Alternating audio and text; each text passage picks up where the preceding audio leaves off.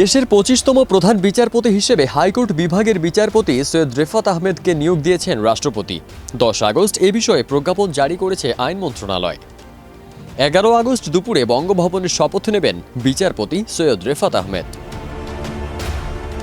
এর আগে ১০ আগস্ট দুপুরে সাবেক প্রধান বিচারপতি ওবায়দুল হাসান বৈষম্য বিরোধী ছাত্র আন্দোলনের মুখে পদত্যাগ করেন। সদ্য বিদায়ী বিচারপতির পর এম ইনায়েতুর রহিম, আবু জাফর সিদ্দিকী, জাহাঙ্গীর হোসেন, মোহাম্মদ শাহিনুল ইসলাম ও কাশেফা হোসেন সহ আরও ৫ জন বিচারপতি পদত্যাগ করেন। পদত্যাগের দিন সন্ধ্যায় আইন মন্ত্রণালয়ে পদত্যাগপত্র জমা দেন তারা। রাষ্ট্রপতির আদেশে আইন ও বিচার বিভাগের সচিব মোহাম্মদ গোলাম সারওয়ার স্বাক্ষরিত প্রজ্ঞাপনে বলা হয়, সংবিধানের ৯৫-এর ১ অনুচ্ছেদে দেওয়া ক্ষমতা বলে রাষ্ট্রপতি হাইকোর্টের বিচারপতি সৈয়দ রেফাত আহমেদকে বাংলাদেশের প্রধান বিচারপতি হিসেবে নিয়োগ দিয়েছেন। এই নিয়োগ কার্যকর হবে শপথের দিন থেকে।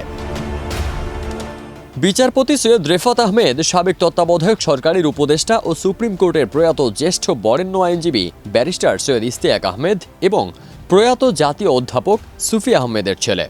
তিনি ঢাকা বিশ্ববিদ্যালয়ের আইন বিভাগ থেকে প্রথম শ্রেণীতে প্রথম হয়ে ডিগ্রি অর্জন করেন। পরে যুক্তরাজ্য থেকে বিএ ও এমএ ডিগ্রি লাভ করেন। এরপর যুক্তরাষ্ট্র থেকে করেন পিএইচডি। হাইকোর্টের প্রধান বিচারপতি হিসেবে সদ্য নিয়োগ পাওয়া সৈয়দ রেফাত আহমেদের জন্ম ১৯৫৮ সালের ২৮ ডিসেম্বর। তিনি ১৯৮৪ সালে জেলা আদালতে, ১৯৮৬ সালে হাইকোর্ট এবং ২০০২ সালে আপিল বিভাগের আইনজীবী হিসেবে অন্তর্ভুক্ত হন। ২০০৩ সালের ২৭ এপ্রিল অতিরিক্ত বিচারপতি হিসেবে নিয়োগ পান হাইকোর্ট বিভাগে। ২ বছর পর ২০০৫ সালের ২৭ এপ্রিল হাইকোর্ট বিভাগে স্থায়ী বিচারপতি হন। ফারদিন সানি, দেশ রূপান্তর।